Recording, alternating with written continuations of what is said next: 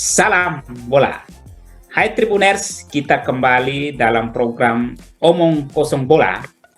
Omong kosong yang tidak benar-benar kosong.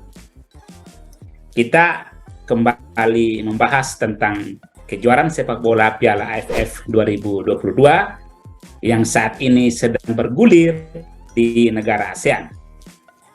Indonesia sudah menjalani laga perdana di grup A melawan Kamboja pada tanggal 23 Desember 2022 dengan hasil yang baik. Tim Garuda menang 2-1 atas Kamboja. Gol Indonesia dicetak oleh dua pemain bintang muda kita, ya, Egy Maulana Fikri dan Witan Sulaiman. Sedangkan Kamboja golnya itu dicetak oleh Saret Kria pada menit ke-15. Hasil ini adalah modal yang bagus untuk Indonesia untuk menghadapi pertandingan-pertandingan selanjutnya. Walaupun memang dalam pertandingan perdana ini, pelatih Sintayong sendiri itu dia secara terbuka pada sesi jumpa pers setelah pertandingan mengatakan bahwa dia tidak puas. Dia merasa bahwa pemain-pemainnya itu belum melaksanakan instruksi yang dia minta, yang dia sarankan. Memang dalam pertandingan melawan Kamboja, saya kira kalau Tribuners Anda juga menonton pertandingan itu, memang Indonesia tampil tidak sebagaimana mestinya. Masih sering sekali melakukan kesalahan passing, operan tidak akurat, kemudian panik, koordinasi antara pemain pun komunikasi antara mereka belum berjalan dengan baik. Indonesia mestinya dalam pertandingan itu bisa menang lebih dari 2-0. Dua peluang yang luar biasa bagus yaitu dimiliki oleh Witan Sulaiman dan Egy Maulana Fikri, tetapi keduanya tidak bisa menciptakan gol walaupun tinggal berhadapan dengan kiper Kamboja. Kemudian koordinasi ya di belakang, kemudian di tengah, pemain masih sering berkumpul dan sebagainya. Sehingga itu yang Sintayong mengatakan bahwa dia kecewa, bahkan dia katakan dia memarahi pemain karena tidak menjalankan instruksinya dengan baik. Jadi ini semacam catatan ya untuk tim Indonesia yang akan menghadapi pertandingan selanjutnya. Karena di grup A ini juga bermukim Thailand, di sana juga ada Filipina dan Brunei Darussalam.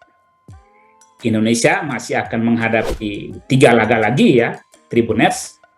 Pada hari Senin, tanggal 26 Desember 2022, Indonesia akan melawan Brunei Darussalam.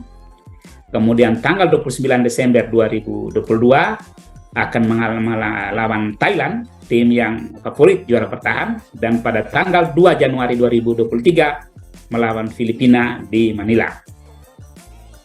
Sekarang bagaimana pertandingan kedua? Pada tanggal 26 Desember 2022 atau sehari setelah Natal. Memang dari sisi head to head ya, antara Indonesia dan Brunei, dari 10 pertemuan kedua negara, Indonesia itu menang 8 kali. Indonesia hanya menelan kekalahan 2 kali melawan Brunei. Artinya memang Indonesia sangat dominan atas Brunei Darussalam. Itu dalam 10 pertandingan ya.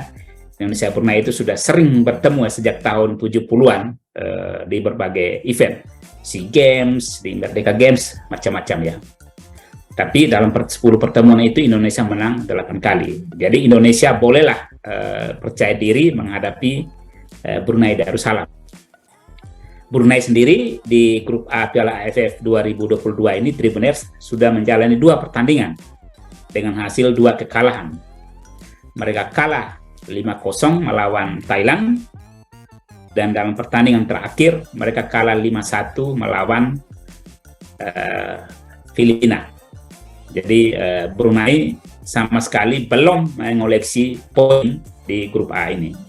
Sedangkan Indonesia sudah punya modal 3 poin dan sekarang berada di peringkat yang ketiga. Kemudian dari sisi kinerja, ya, tim asuhan tim nasional kita, tim asuhan Sintayong dalam 5 pertandingan terakhir baguslah hasilnya. Mereka menyapu bersih semua kemenangan. Sebelum melawan Kamboja, Indonesia menang dalam uji coba 2 kali dengan Curaçao, ya. Kemudian mereka juga menang dalam pertandingan menuju final Piala Asia. Jadi dari sisi kinerja Indonesia patutlah diunggulkan dalam pertandingan ini. Sedangkan Brunei dari 5 pertemuan terakhir, pertandingan dia terakhir itu dia hanya sekali menang, ya, dan 4 kali menelan kekalahan. Jadi dari sisi kinerja Indonesia jauh lebih baik dibandingkan Brunei Darussalam. Pertandingan antara Indonesia melawan Brunei Darussalam ini, Tribuners, akan berlangsung di Kuala Lumpur. Jadi Brunei memilih base-nya di Kuala Lumpur, dia sebagai tuan rumah, tapi pertandingannya bukan di Brunei, tapi berlangsung di Kuala Lumpur. Jadi tim kita akan terbang ke Kuala Lumpur untuk menghadapi pertandingan pada hari Senin nanti. Memang kalau melihat dari hasil pertandingan pertama, Indonesia memang tadi saya sudah katakan catatan banyak dari Sintayong, kemudian penampilan mereka, dan Sintayong juga dan beberapa pemain termasuk Egy Maulana Fikri, Kapten Fakhrudin Arianto sudah mengatakan bahwa mereka akan tampil lebih baik dalam pertandingan kedua melawan Brunei. Indonesia tidak menghitung berapa skor, tetapi yang paling penting adalah meraih kemenangan. Mereka mengabaikan skor besar yang sudah diraih oleh Filipina dan Thailand, ya, atas Brunei, 10 gol yang sudah kemasukan. Tapi yang paling penting bagi tim Garuda kita adalah mereka harus bisa meraih kemenangan dalam pertandingan nanti. Kalau sudah ada 2 kemenangan, maka itu menjadi modal untuk pertandingan ketiga melawan Thailand, dan terakhir nanti pertandingan pada tahun baru, ya, itu melawan Filipina. Kemudian bagaimana kira-kira komposisi pemain nanti di dalam pertandingan melawan Brunei? Tribuners, saya perkirakan, ya, Sintayong akan tetap mengandalkan komposisi yang kemarin melawan Kamboja. Ya, walaupun terus terang koordinasi belum jalan bagus, tapi maklumlah karena pemain kita lama beristirahat karena Liga Indonesia berhenti. Mereka tidak teruji oleh kompetisi di lapangan, ya. Kemudian ada masuk beberapa pemain baru, misalnya di lini belakang Jordi, ya. Jordi itu kan baru bergabung dengan tim nasional, Jordi Amat. Tetapi pada penampilan dia melawan Kamboja, Jordi bermain cukup baik, ya, pemain asal naturalisasi asal Spanyol ini. Dia bermain cukup apik, ya.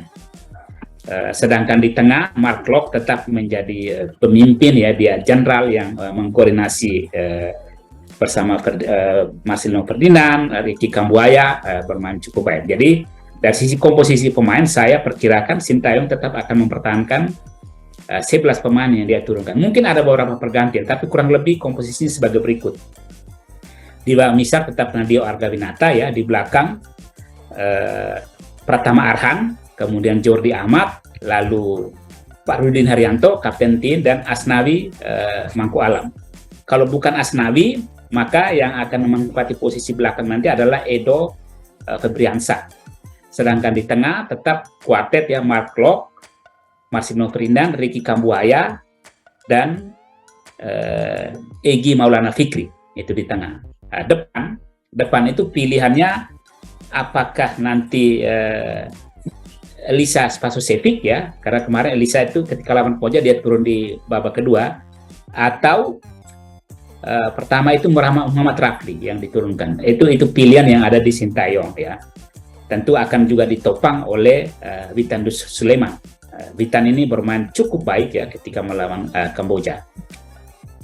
Kemudian di kubu Brunei Darussalam, ya, Brunei Darussalam itu mereka sekarang diasuh oleh pelatih dari Spanyol, ya, Mario Rivera Campesinon, ya. Jadi Mario Vieira ini dia cenderung menggunakan formasi 4-3-3 di bawah Mister Brunei Darussalam, akan menempatkan Emi Nyaring, kemudian di belakang pemain belakangnya itu Yura Indra, Abdul Muiz, Kemudian Fahri Hasan dan Wafi Aminuddin itu akan menempati lini belakang dari Brunei Darussalam. Sedangkan di tengah akan dikoordinir oleh Azwan Muhammad Saleh ya, kemudian Azwan Ali Rahman, Hekemi Yasif dan Nikroman Othman. Itu di posisi gelandangnya Brunei Darussalam. Mereka menggunakan dua striker di depan, yaitu Abdul Azizi Ali Rahman dan Adi Said. Nah, ada beberapa pemain Brunei Darussalam yang memang perlu diwaspadai oleh lini belakang Indonesia, yaitu kecepatan dari Adi Said dan Azizi Ali Rahman ini. Mereka cukup ketika walaupun mereka kebobolan banyak ya, tapi ketika melawan Filipina kemarin sempat juga memberikan perlawanan kepada lawan. Dari sisi skema nanti menurut saya Sintayong tidak akan bermain terlalu ekstra hati-hati ya. Mereka pasti akan berusaha, tim Garuda berusaha secepat mungkin mencetak gol ke gawang Brunei, karena itu akan menjadi modal untuk terjadinya gol-gol berikutnya. Saya prediksikan Indonesia menang dengan skor 3-0 Tribuners. Anda mungkin juga tentu punya prediksi sendiri, silakan nanti disampaikan di kolom komentar ya. Mungkin lebih atau mungkin 1-0, 2-0 atau bisa lebih dari 3-0, silakan saja itu prediksi Anda. Tapi saya prediksikan tim Garuda bisa menang dengan skor 3-0. Demikian Tribuners, prediksi pertandingan antara Indonesia melawan Brunei Darussalam. Jangan lupa ikuti terus perkembangan Piala AFF di tribunlombok.com dan tonton terus program Omong Kosong Bola. Salam bola.